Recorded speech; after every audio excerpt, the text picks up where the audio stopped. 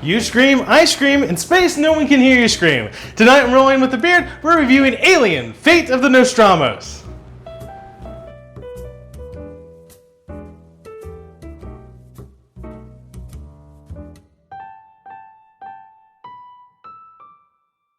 Here we have a two-player game of Aliens set up and ready to go. We got Ripley and Parker here, and they're going to try to do their best to kick some alien tail. The gameplay will be over two phases. The first phase is the crew action phase, and then the next phase is the encounter phase where the alien will do his thing. The crew members, they have action point allowances. Both of these characters happen to have 4 action points. They can use those action points to move a space. They can use those action points to pick up scrap if they happen to have scrap in the space that they're on.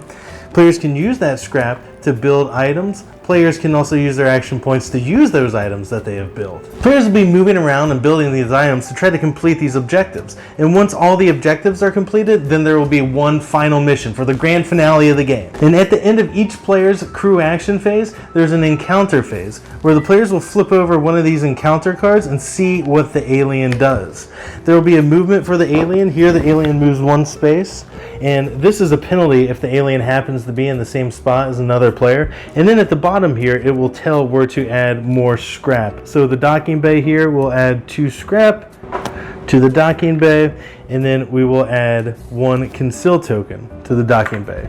Now these conceal tokens can be a problem because when you move your character on one of these spaces with a conceal token, you have to flip over that conceal token and see what happens. I lucked out here there wasn't an alien, but some of these other spaces I might not be so lucky, like this one.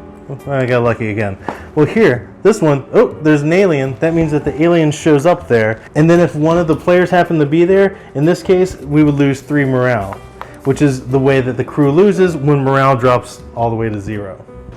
I was so excited when I heard this game was coming out. I was a huge fan of Horrified, and I thought an alien-themed co-op game, you get to play as Ripley going around beating up an alien, trying to get off the ship or get the ship there or whatever.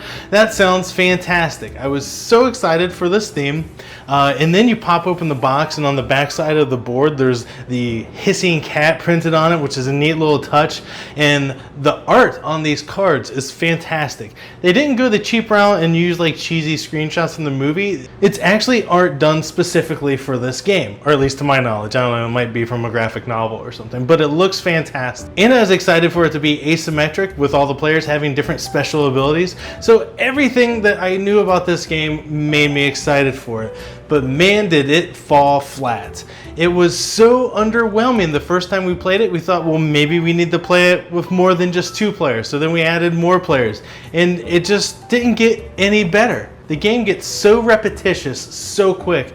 Majority of the missions are almost just different variations of the same thing, such as bring an electric prod to the gallery, bring an incinerator to the nest, bring a grapple gun to the garage, bring an incinerator to the airlock, bring a flashlight to the med bay.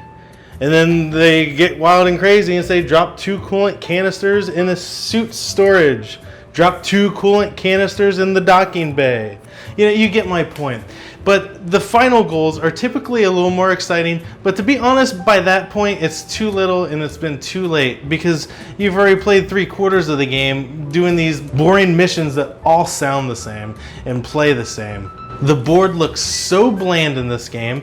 There's scrap that you go around picking up so you can build these items, but the items don't even have a building cost on them. You have to refer to a little player aid sheet to see how much scrap it costs to build a flashlight. It was just such a letdown. I think maybe if my expectations were lower and if Horrified wasn't such a great game, I may not have been so let down by this one.